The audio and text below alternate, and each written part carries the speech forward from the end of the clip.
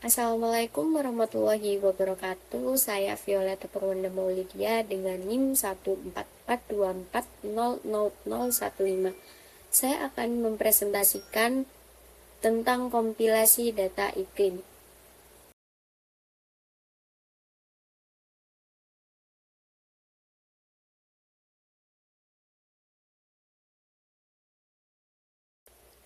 Baik, ini adalah data lokasi dari Gedung Fakultas Kedokteran Universitas 17 Agustus 1945 Surabaya. Untuk titik koordinatnya ada di kurang lebih 7 derajat lintang selatan dan 112 derajat bujur timur. Untuk ketinggiannya kurang lebih 5-10 mdpl dataran rendah perpetaan.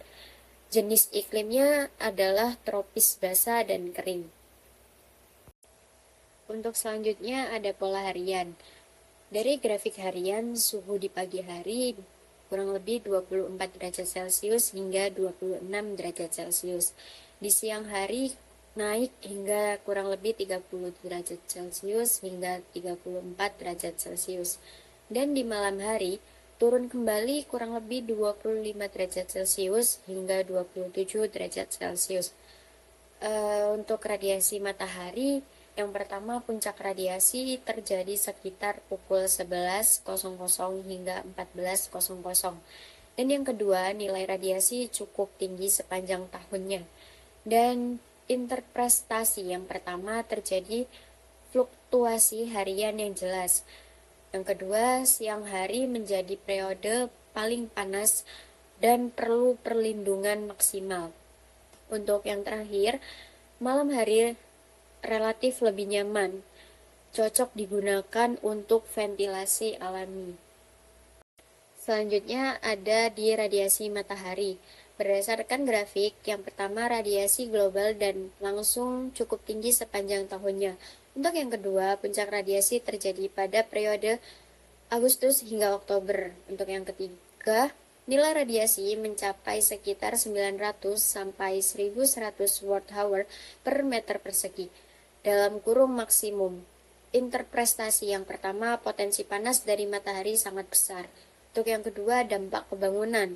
Yang pertama, peningkatan suhu dalam ruangan bisa sangat panas. Untuk yang kedua, beban pendinginan bisa mencapai relatif yang sangat tinggi. Slide selanjutnya saya membahas pergerakan matahari. Berdasarkan simulasi yang saya gunakan dari Sunpit Tool di Surabaya, pada tanggal 19 Maret matahari terbit pukul 06.33 dan terbenam di pukul 18.41 dengan durasi penyinaran kurang lebih 12 jam. Pada pukul 10.50, posisi matahari berada pada azimut kurang lebih 76,99 derajat dan di altitude kurang lebih 62,47 derajat, menunjukkan matahari sudah cukup tinggi. Jalur matahari yang tinggi menandakan karakter iklim tropis dengan radiasi matahari intens. Paparan terbesar terjadi dari arah timur dan barat, serta radiasi maksimum terjadi pada atap saat siang hari. Berikut adalah video dari pergerakan matahari yang sudah saya ambil dari Sunpit Tool. Untuk yang selanjutnya adalah kelembapan udara. Berikut adalah grafik kelembapan udara. Analisis data iklim menggunakan Climate Consultant menunjukkan karakteristik sebagai berikut. Yang pertama, suhu udara atau dry bulb. Suhu rata-rata berkisar antara 25 derajat Celcius hingga 34 derajat Celcius. Puncak panas terjadi antara pukul 14.00 sampai dengan 16.00. Dengan suhu tertinggi pada bulan September dan Oktober yang secara konsisten melampaui batas zona nyaman atau comfort zone.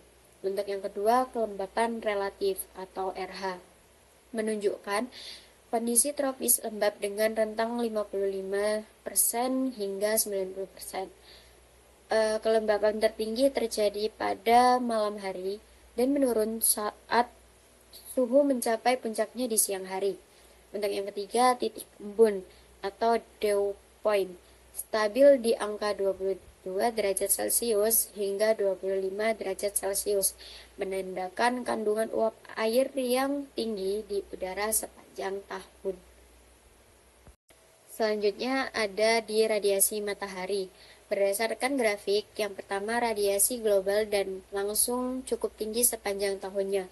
Untuk yang kedua, puncak radiasi terjadi pada periode Agustus hingga Oktober. Untuk yang ketiga, nilai radiasi mencapai sekitar 900 sampai 1100 watt-hour per meter persegi dalam kurung maksimum. Interpretasi yang pertama, potensi panas dari matahari sangat besar. Untuk yang kedua, dampak kebangunan. Yang pertama, peningkatan suhu dalam ruangan bisa sangat panas. Untuk yang kedua, beban pendinginan bisa mencapai relatif yang sangat tinggi. Untuk di slide selanjutnya, saya membahas arah dan pola angin. Grafik berbentuk lingkaran dengan arah mata angin, warna hijau, merah, dan kuning. Skala kecepatan meter per detik. Deskripsinya adalah angin bertiup dari beberapa arah dengan distribusi yang tidak merata. Untuk yang kedua, terdapat arah dominan yang ditunjukkan oleh batang yang lebih panjang.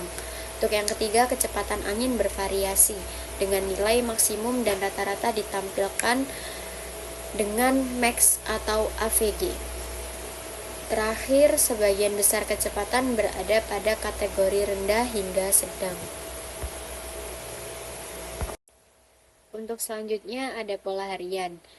Dari grafik harian, suhu di pagi hari kurang lebih 24 derajat Celcius hingga 26 derajat Celcius. Di siang hari naik hingga kurang lebih 30 derajat Celcius hingga 34 derajat Celcius. Dan di malam hari turun kembali kurang lebih 25 derajat Celcius hingga 27 derajat Celcius. Untuk radiasi matahari, yang pertama, puncak radiasi terjadi sekitar pukul 11.00 hingga 14.00. Dan yang kedua, nilai radiasi cukup tinggi sepanjang tahunnya.